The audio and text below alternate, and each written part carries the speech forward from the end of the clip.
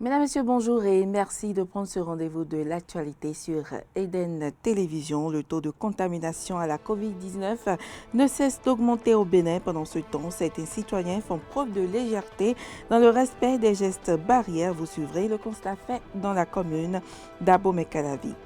Les entrées du marché d'Antokpa sont fermées aux motocyclistes et motobilistes, une situation dont les motifs sont inconnus mais appréciés par certains usagers. Et puis, deuil national au Burkina Faso après une attaque terroriste qui a fait 45 morts et 19 autres blessés à Gorgadji, dans le nord du pays.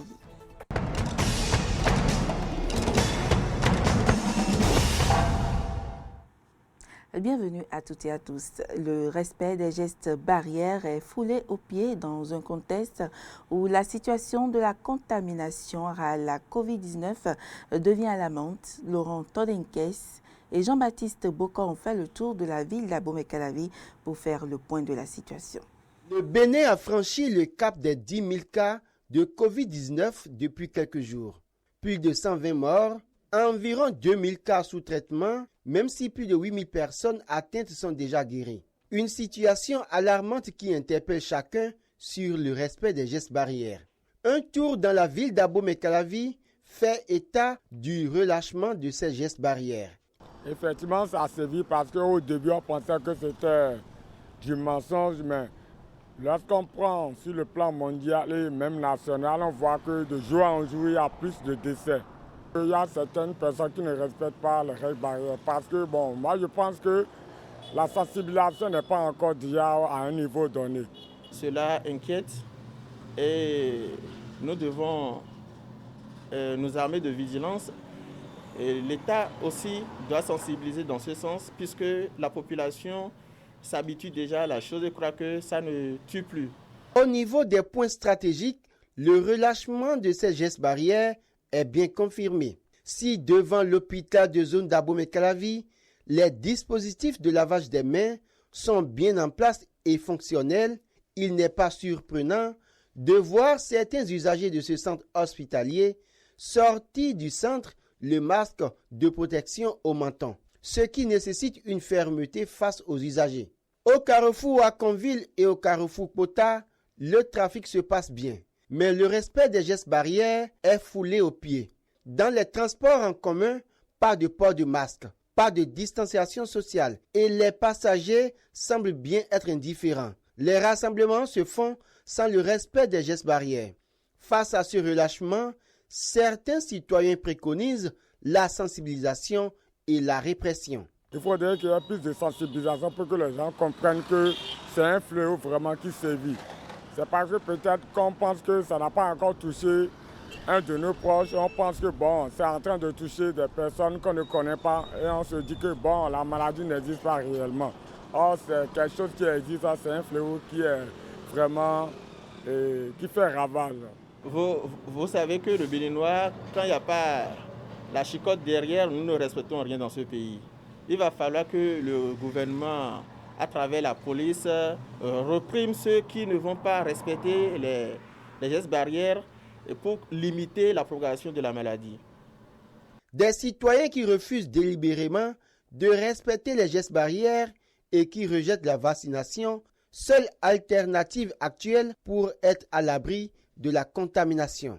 Une situation qui pourrait amener les gouvernants à une répression sans merci ou à imposer la vaccination. Restons dans la commune d'Abomey-Calavi, les populations de l'arrondissement d'Akasato peuvent désormais emprunter sans difficulté la voie Gbetagbo-Agassa-Godomé. Dégradée depuis un bon moment, cette voie a été enfin réfectionnée pour soulager les peines des usagers et riverains. Carole Olaye, Maurice Koumansa et Damien Pédou.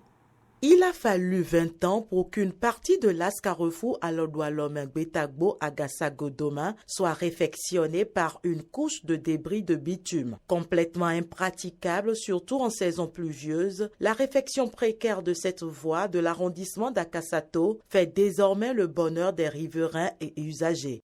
La voie était pratiquement impraticable. Personne ne peut pas passer. Les camions, les véhicules, les motos, personne. Cette voie réflexionner nous donne un sentiment de joie.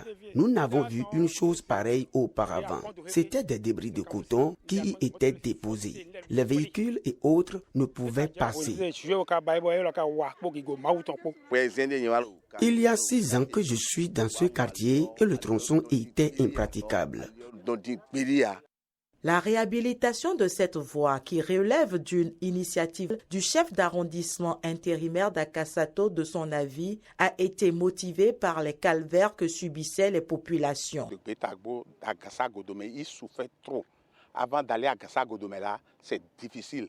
Avant de quitter Gassa-Godomé pour aller au bord du goudron là, c'est très difficile. Une preuve de patriotisme qui vient mettre un terme aux souffrances des populations en attendant le démarrage effectif des travaux de construction de cette voie prise en compte par la deuxième phase du projet asphaltage. Les usagers du grand marché du Bénin, le marché d'Antokpa, peuvent désormais circuler en toute quiétude, mais à condition qu'ils soient à pied. Et pour cause, toutes les entrées du marché sont fermées aux motocyclistes.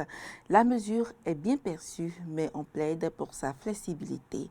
Clémence Tonoucoin, Jamadiste Boko.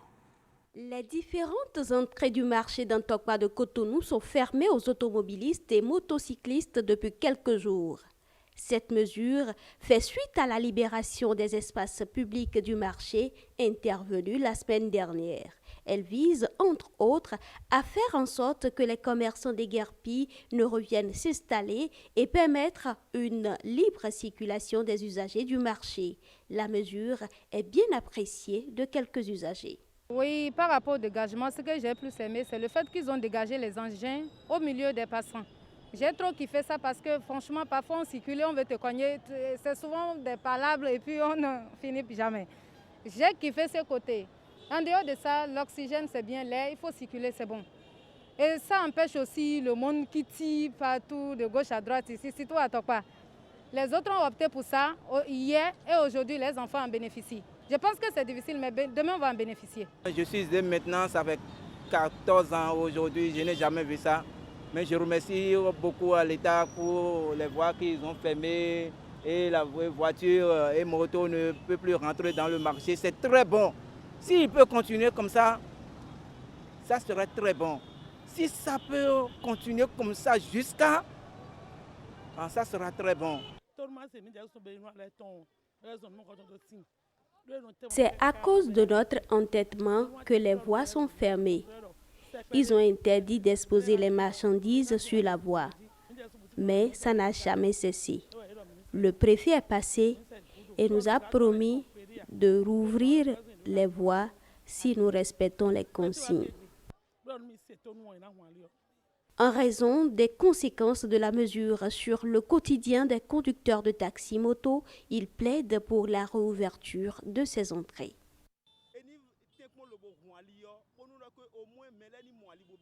Qu'ils ouvrent les entrées et qu'on dise à chacun où rester pour vendre et où garer les engins pour qu'il y ait la paix.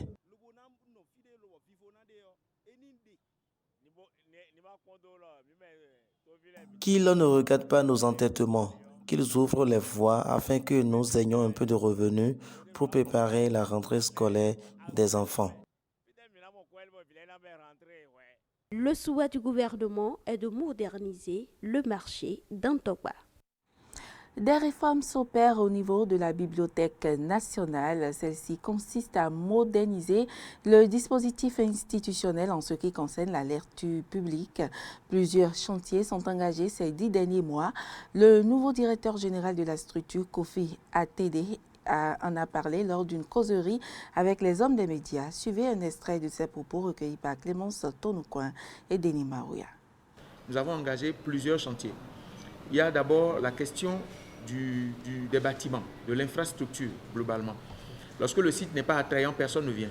Quand vous rentrez à la Bibliothèque nationale, vous avez le bâtiment administratif qui fait face directement à l'entrée principale et vous avez le bâtiment de recherche qui est juste à votre droite.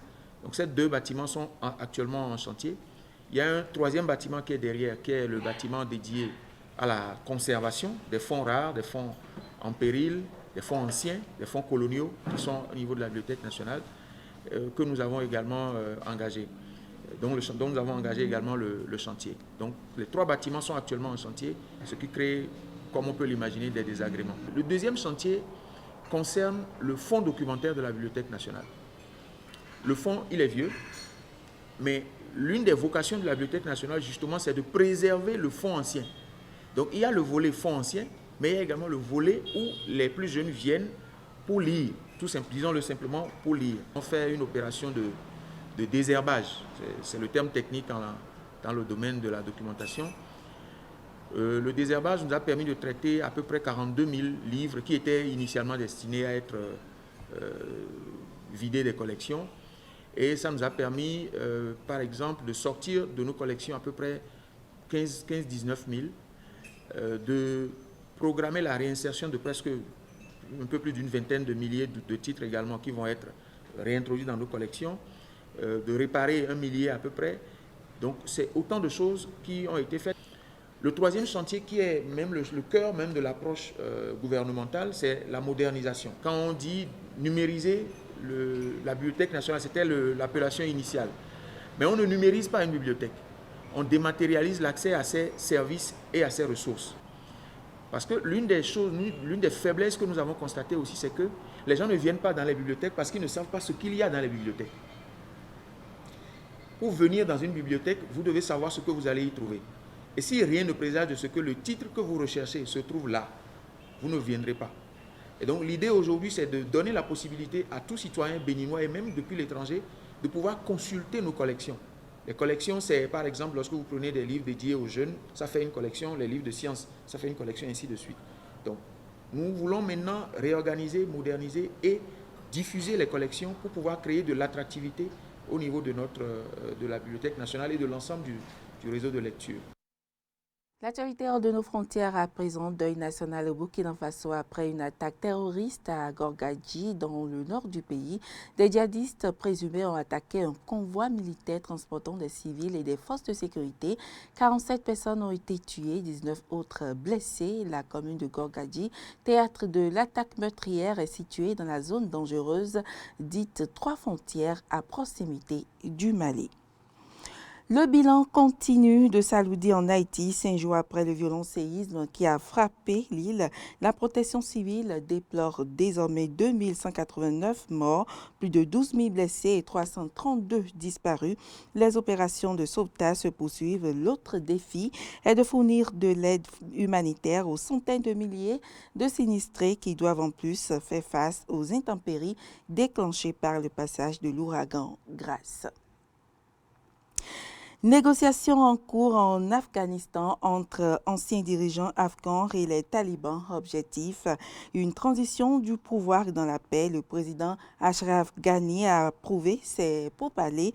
Il s'est exprimé pour la première fois depuis sa fuite vers les Émirats arabes unis dimanche. Dans le même temps, une partie de la population tente toujours de quitter l'Afghanistan et ce, par tous les moyens.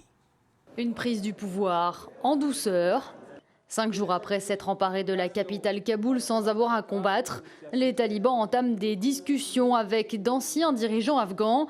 Parmi eux, l'ex-président Hamid Karzai, aux commandes de fin 2001 à septembre 2014, et Abdullah, chef du gouvernement de fin 2014 à mars 2020. Leur objectif commun, former un nouveau gouvernement. Des négociations approuvées par Ashraf Ghani, le président afghan s'est adressé hier à ses compatriotes depuis les Émirats arabes unis où il s'est réfugié. Les récents incidents ont prouvé que les citoyens afghans veulent la paix. Empêcher Kaboul de sombrer dans le sang et l'anarchie a été une bénédiction de Dieu. Je soutiens l'initiative du gouvernement de négocier avec Abdullah et l'ancien président Hamid Karzai. Je souhaite le succès de ce processus.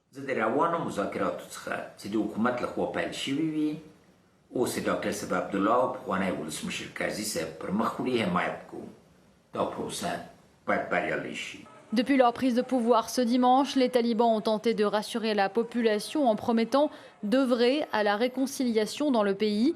Ils ont annoncé avoir gracié tous les anciens responsables gouvernementaux ainsi que les fonctionnaires qui ont travaillé pour les pays occidentaux. À Kaboul, les insurgés patrouillent dans les rues de la ville. Nous sommes au service de notre peuple 24 heures sur 24 dans le quartier pour protéger la vie et les biens de notre peuple. Nous ferons de notre mieux pour garder notre peuple heureux et nous essayons d'empêcher ceux qui veulent perturber et piller notre peuple. Mais à Jalalabad, ce mercredi, les talibans ont tiré sur des manifestants brandissant le drapeau afghan et rejetant l'étendard des insurgés. Dans cette grande ville à l'est de Kaboul, il y aurait eu au moins 3 morts parmi les protestataires selon l'agence Reuters. Malgré les promesses de paix des talibans, des milliers d'Afghans tentent toujours de quitter le pays. D'après les États-Unis, les insurgés les empêchent d'accéder à l'aéroport de Kaboul. Un chaos inévitable, Joe Biden ne mâche pas ses mots pour qualifier l'actuelle situation en Afghanistan. Le président américain est au cœur d'une tempête médiatique. Sa popularité est en baisse et pour cause de la responsabilité de la prise du pouvoir par les talibans pèse sur ses épaules. Le président démocrate dans la tourmente. Chaotique, ce qualificatif est revenu avec force lorsque les plumes des médias américains et internationaux ont évoqué les conséquences du retrait des forces américaines en Afghanistan. Le responsable numéro 1 est tout désigné, Joe Biden. Que l'on trouve cela juste ou injuste, l'histoire retiendra que Joe Biden est celui qui a présidé à la conclusion humiliante de l'expérience américaine en Afghanistan. Le retrait n'aurait pas dû dégénérer en un spectacle catastrophique. Le président aurait pu écouter les nombreux avis éclairés de ses conseillers. Après la prise de pouvoir des talibans, sa cote de popularité a même chuté de 7 points, selon un sondage Reuters-Ipsos. Avec 46% d'Américains satisfaits de son action, elle est au plus bas depuis sa prise de fonction. Pour Stephen Rogers, ex-officier du renseignement de la marine américaine, l'objectif en Afghanistan n'a pas été atteint. L'objectif était de s'assurer que le gouvernement afghan soit fort, que ce soit un pays où les gens seraient libres, un pays gouverné par une constitution et non pas par un dictateur ou une organisation terroriste. L'objectif n'a jamais été atteint. 20 ans de travail pour finalement assister à une catastrophe. Comment peut-on abandonner tous ces gens derrière nous? Je parle des citoyens afghans qui connaîtront des tortures d'enfants et des meurtres. L'accord signé en 2020 par son prédécesseur Donald Trump avec les talibans ne laissait qu'une marge de manœuvre réduite à Joe Biden. Confirmer le retrait ou provoquer une nouvelle escalade. Mais plus que la décision du retrait en elle-même, c'est la manière, ainsi que le manque de vision sur la rapidité de l'offensive talibane qui alimente l'idée de débâcle. Sur sa ligne de défense, Biden le concède lui-même, le retrait des troupes américaines n'aurait pas pu se faire sans une forme de chaos. Il justifie coûte que coûte sa décision. Sa stratégie, tirer à boulet rouge sur le fatalisme des forces afghanes. Il s'est exprimé hier dans une interview exclusive sur la chaîne ABC avec George Stephanopoulos. Écoutez, je ne pense pas que c'était un échec. Écoutez, c'était un choix simple, George. Quand les talibans... Laissez-moi revenir en arrière. Pour le dire autrement, lorsque vous avez le gouvernement afghan, un dirigeant de ce gouvernement qui prend l'avion et décolle et se rend dans un autre pays, quand vous voyez l'effondrement significatif des troupes afghanes que nous avions entraînées, 300 000 d'entre eux qui abandonnent tout simplement leur matériel et partent, cela a été, vous savez, c'est ce qui s'est passé. C'est tout simplement ce qui s'est passé. Non, je ne pense pas que cela aurait pu être géré d'une manière qui... Nous allons revenir en arrière et considérer ça avec le recul. Mais l'idée que d'une façon, il y avait un moyen de sortir sans que le chaos s'en suive, je ne vois pas comment cela aurait été possible. Mais face à la force de l'image, les mots du locataire de la Maison-Blanche n'ont pas pesé lourd. Reste désormais à savoir dans quelle mesure ces événements affecteront la suite du mandat de Joe Biden. Et ce sera tout pour cette édition. Merci pour l'attention. À demain.